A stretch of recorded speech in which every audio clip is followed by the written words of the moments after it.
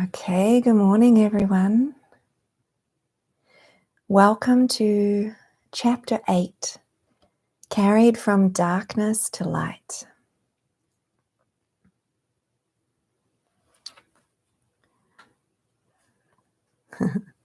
Wonderful.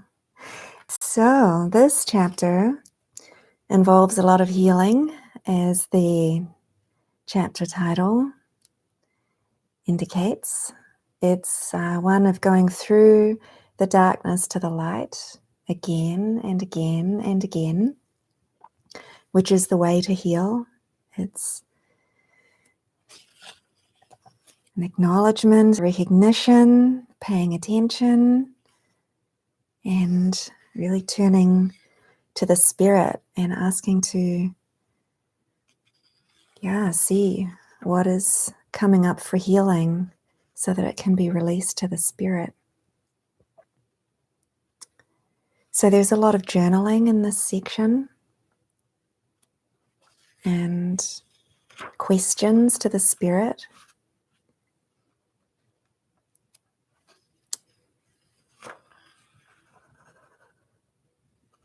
Facing anger and projection.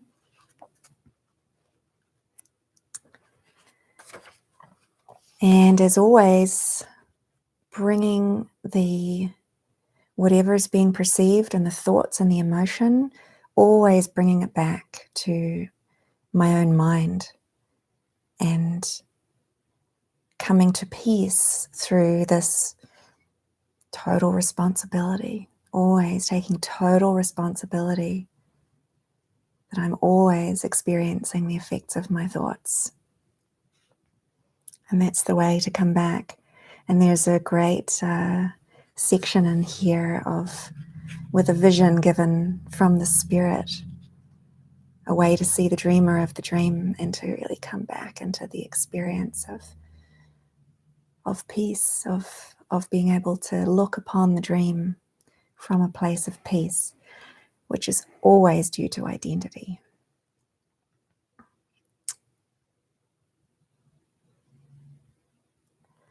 Okay, so here we are, carried from darkness to light. This is summer 2005. And we start with 2 quotes from the Course that again line up the whole chapter. There can be no salvation in the dream as you are dreaming it. Little child, the light is there. You do but dream, and idols are the toys you dream you play with. Who has need of toys but children? They pretend they rule the world and give their toys the power to move about and talk and think and feel and speak for them. Yet everything their toys appear to do is in the minds of those who play with them.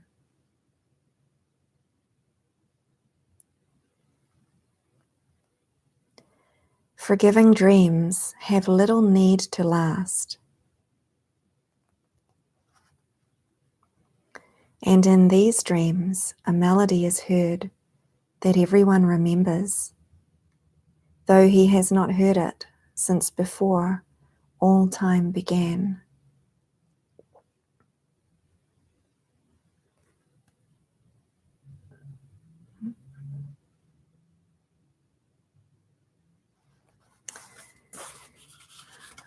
Letting go of the fearful dream.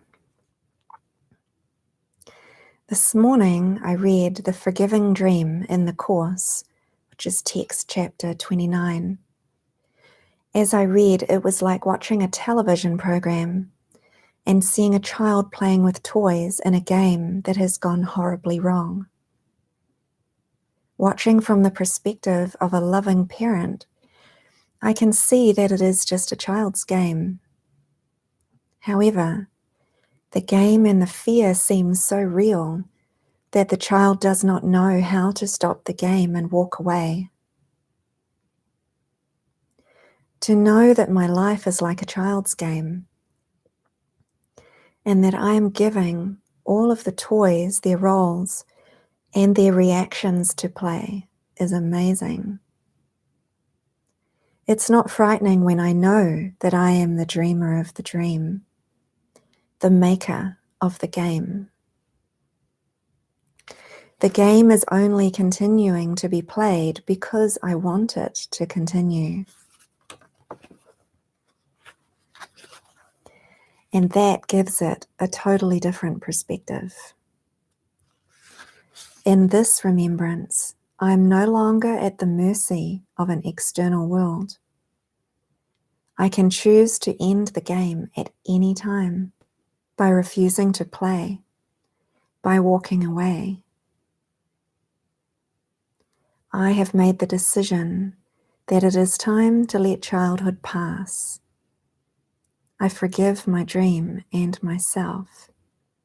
I am safe.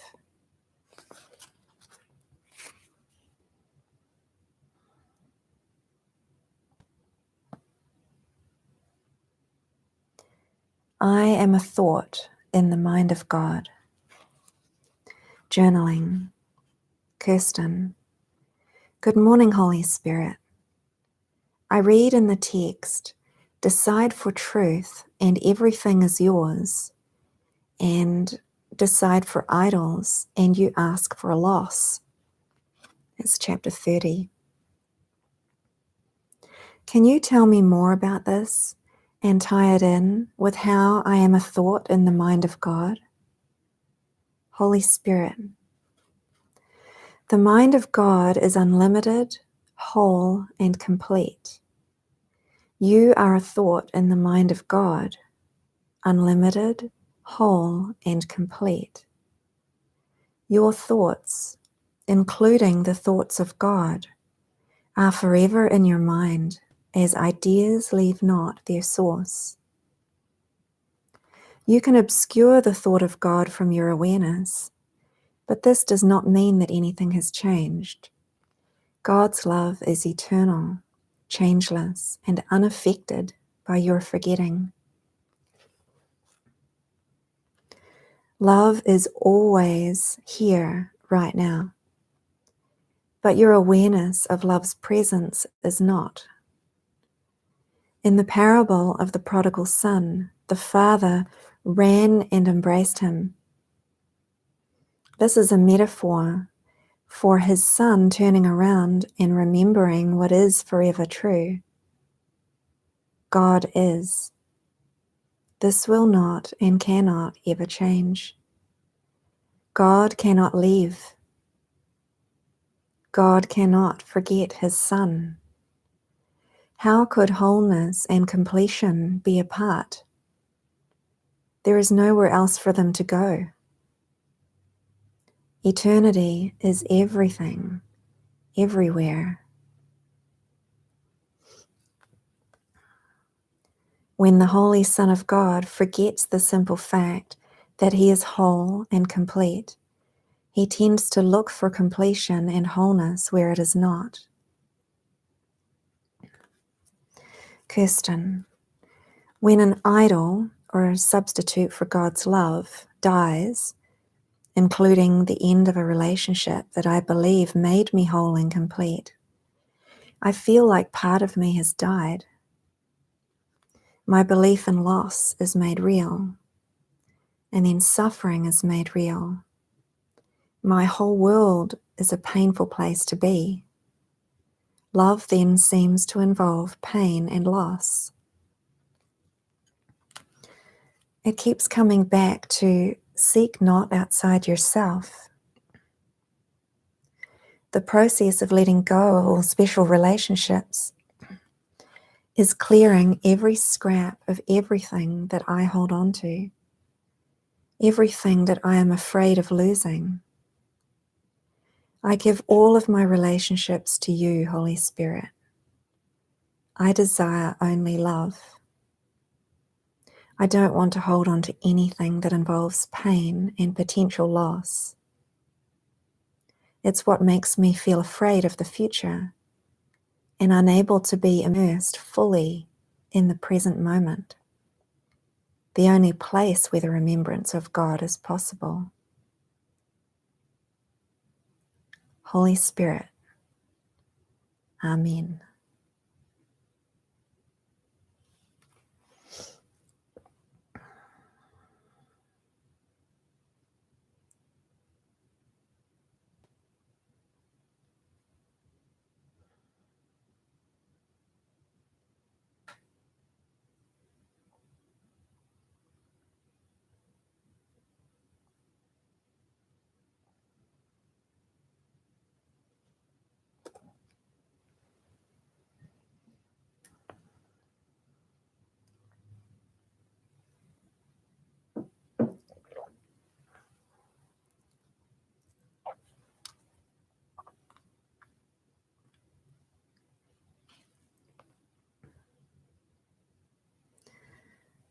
Be the observer and enjoy the play.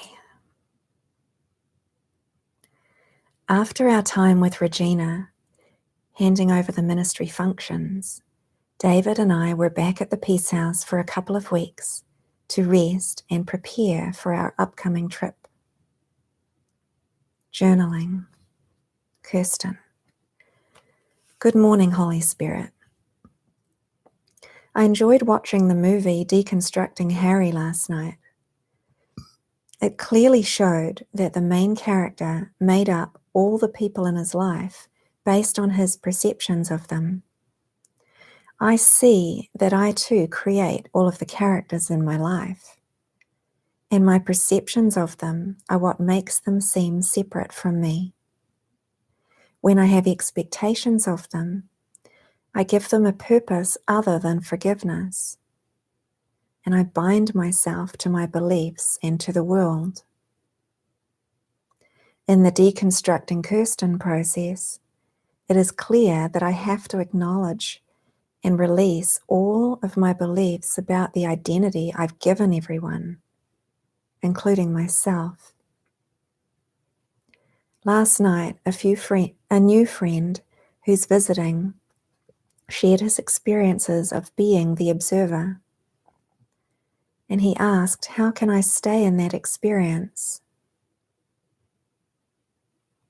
Holy Spirit, rather than spending time asking who, what, when, where, and why, just accept the simple fact that this is all made up. It's that simple. You give everything you see, yourself and everyone around you, roles and identities. Give me all your ideas about it.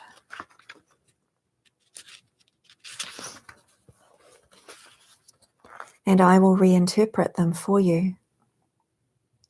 Come watch the play with me. We have the best seats in the house. From a place of safety high above the stage, the play is very joyful. You know the characters well. You know the actors intimately. You see your beloved ones performing for you as if on opening night. Sometimes the characters weep with sorrow, then they laugh and burst with song. As the play ends, the characters take a bow. Those who seemed to have lost and mourned are there, bowing with those who seemed to have rejoiced. The actors look up at you. Their eyes are shining with love. They applaud you in gratitude for viewing them from on high and for allowing them to fulfill the roles you've given them. You've forgotten that you are the script writer, that you assigned the roles. In your forgetting, you've joined the characters on the stage, trying in vain to direct the play from a place of concern and despair. When you did this, you gave the characters reality, thus making the stage a frightening battleground. In remembering the truth about yourself, You can see it for what it was, a stage act. Enjoy your freedom as surely as the actors are enjoying theirs, eternally grateful to remember who they are, no longer caught in a play that was given reality for a moment. The questions that puzzled the characters have disappeared. None of them matter now that the truth has dawned. The final curtain comes down in front of the happy cast. As the curtain is raised again, the stage is clear, and a reverent peace fills the air. The characters have completed their roles. The actors have come to sit with you, healed and whole in the remembrance of who you are. You sit together as one, basking in the joy of completion. It is done.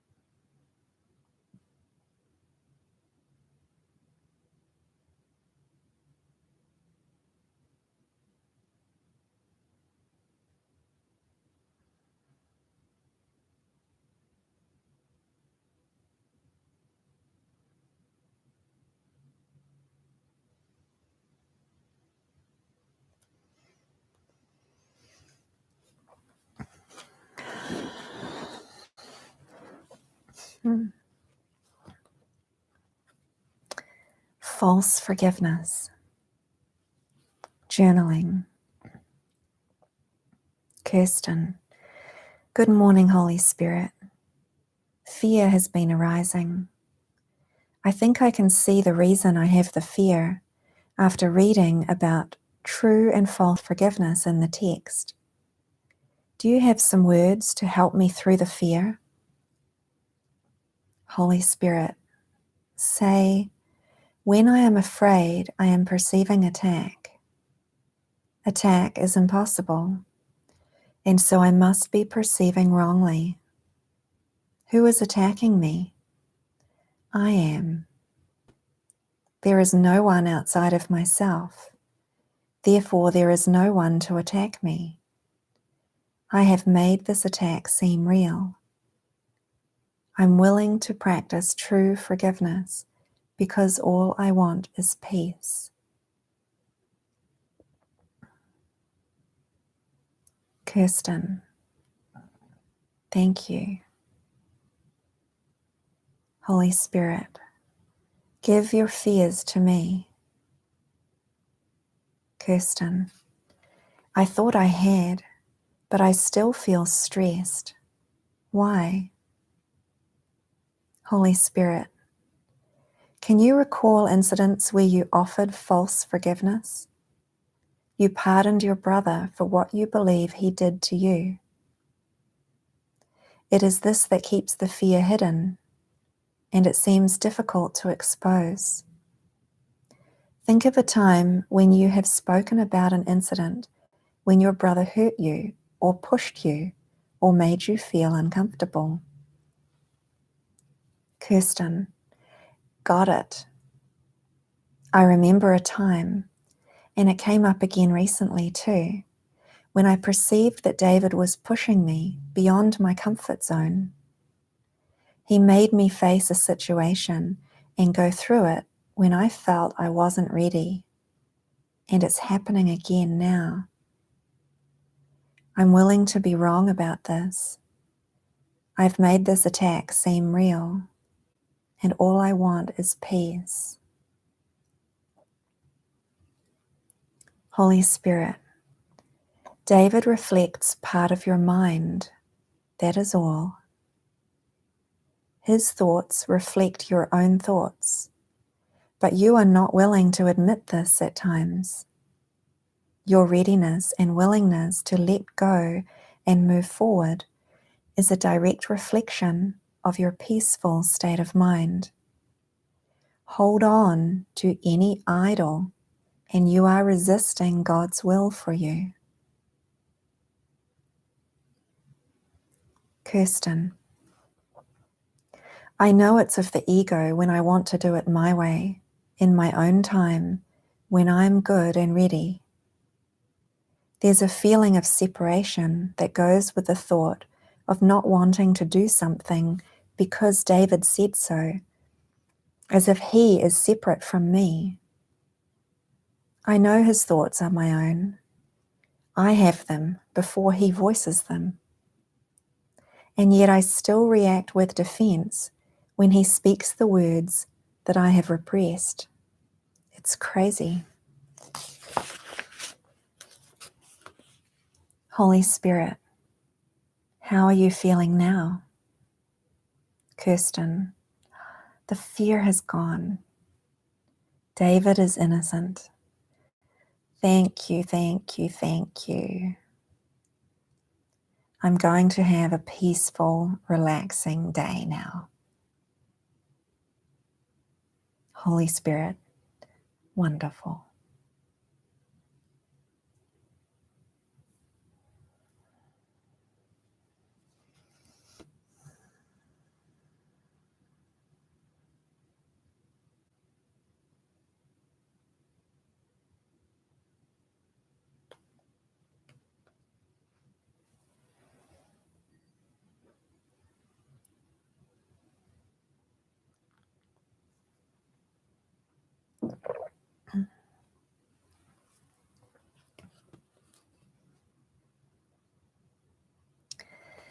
Anger and wrong-mindedness. I was guided to walk to the post office while listening to Going Deeper, a talk of David's from the 1990s. Listening, I realized that David and Beverly, the student he was talking with, were describing the experience that I was having. They talked about perceiving the environment outside as being disturbing to peace of mind. And I was feeling disturbed by a noisy vehicle driving past. In fact, I couldn't even hear the dialogue, and I had to pause and rewind the audio. As they talked further about this misperception, I became more and more irritated. Noisy vehicles continued to go by. The sun grew increasingly hot, and a very long train rumbled past. Grr. David was talking about the subject-object split. Yes, clearly there was a subject-object split going on in my mind. As this awareness dawned, my irritation peaked. I was overheating. My MP3 player came unhooked and crashed to the sidewalk. And I'd had to continually stop the audio and wait for noisy vehicles to pass by. I couldn't believe what was happening. It took everything I had to focus my mind on what David was saying. And in the exact moment that Beverly came to the realization that she could be disturbed only by her thoughts, the world seemed to come to a gentle pause for me. I stopped and handed everything over to the Holy Spirit, my vision changed, and for a few moments, I experienced oneness with everything around me. I was flooded with the awareness that there was nothing outside of my mind that could possibly disturb me. A peaceful hush fell upon the world, and I was delighted to find myself walking in cool shade all the way back to the Peace House. What an amazing healing.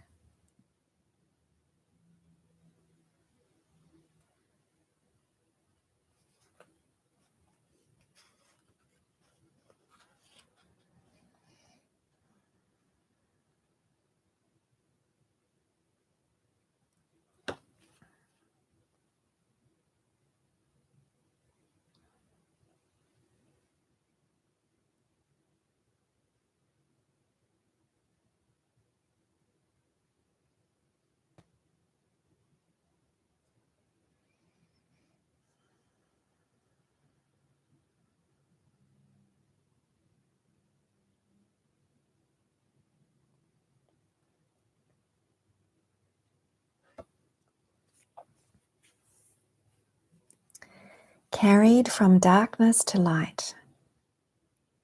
Journaling. Kirsten.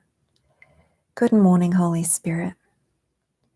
This morning I awoke feeling tired and irritable. Help.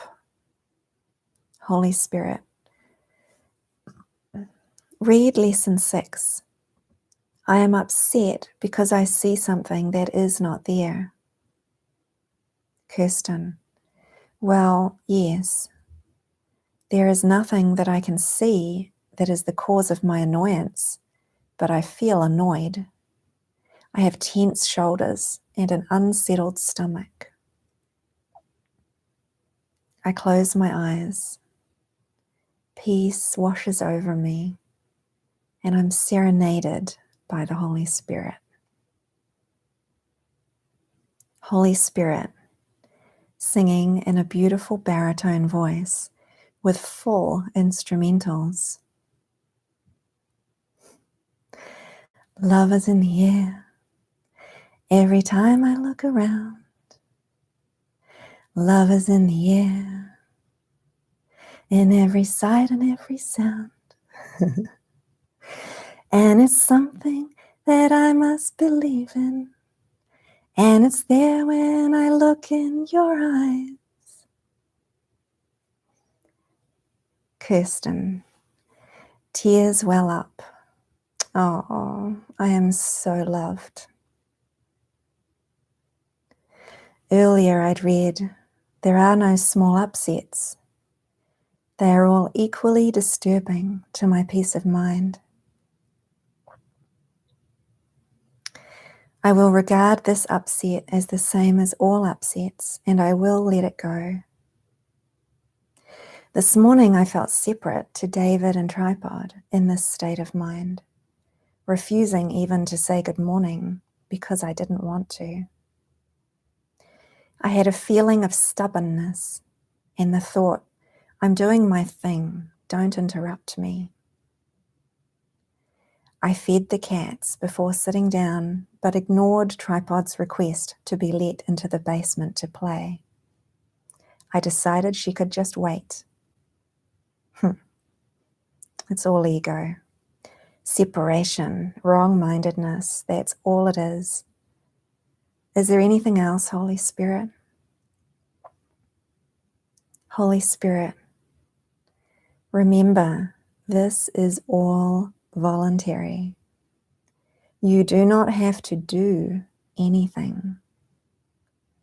The ego will have you feeling pressured and tired, as if you have so much to do and not enough time. With this comes a feeling of sacrifice, and then you wish you were elsewhere or doing something else. Kirsten, yes. And add to that comparisons and resistance to the future. I compare now with a time when I could meditate and rest all day, and then I don't want to go off traveling without resting first. I have long lists of things to do, phone calls to make, supplies to check and organize, etc. Holy Spirit, give your list to me. Ask me what I would have you do. I know your highest good. I will direct you in such a way that your day will flow, and all that needs to be done will be done without the least bit of exertion from you. It is when you look back from a place of wrong-mindedness that you perceive what you're doing as hard work. That belief is then projected onto today, creating a sense of strain. Kirsten, yes, when I'm in this place, I just can't see the truth. Yesterday, when I was in my right mind, everything flowed miraculously. So much was accomplished. It amazes me how twisted it all gets when I'm in the ego. Holy Spirit, how are you feeling now? Kirsten, much better. I've just noticed a beautiful new red leaf on that plant. Holy Spirit, welcome to your day. Kirsten, I just remembered to set the tone for my day. I'm deciding to have a happy, fun, peaceful day. I feel clear again. I'm so grateful. Thank you, Holy Spirit. Thank you so much.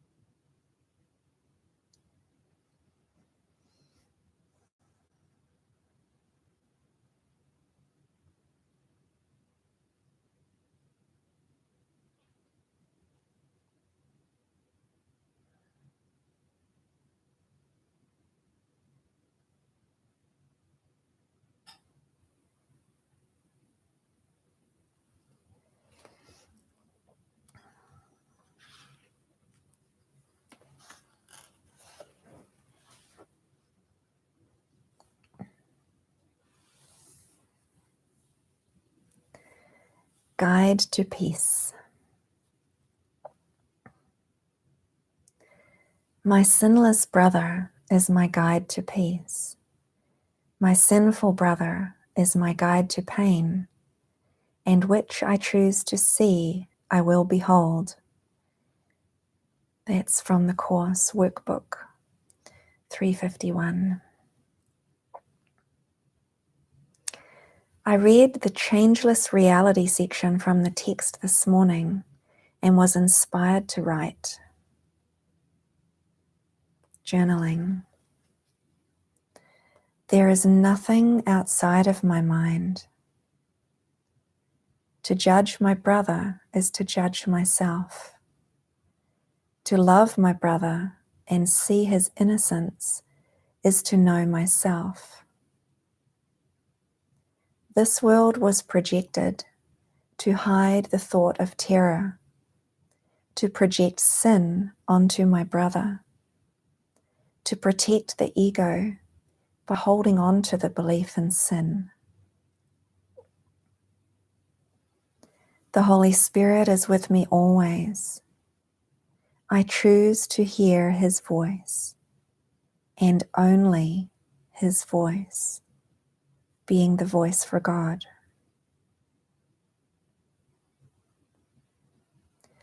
For the past several months, I've been living with a subtle tension a feeling of sacrifice, as though something is being given up. David is a constant reminder to me of the singular decision for God. So sometimes just being around him increases the tension. Last night it all came pouring out. It felt very strange because although tears were streaming down my cheeks, it didn't feel like it was me who was crying. I felt as if I was observing the character of Kirsten. I'd been pulling away from David and spending time in a different room. But as my emotions started to arise, he came in right on cue and held me. I allowed everything I was feeling to arise and be spoken out loud. Feelings of sadness and loss, thoughts about not knowing who I am or what to tell my family. It felt like a complete dismantling of the self-concept.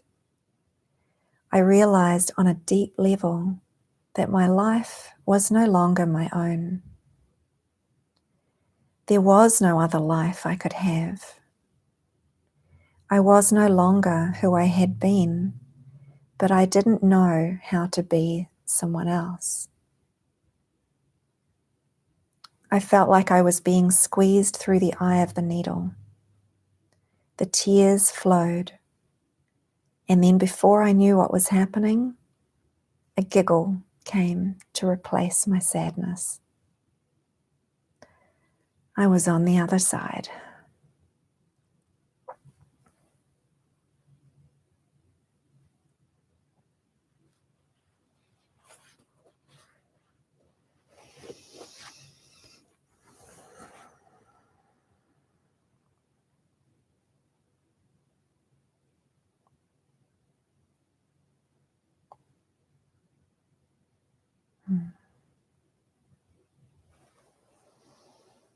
Thank you for joining, everyone.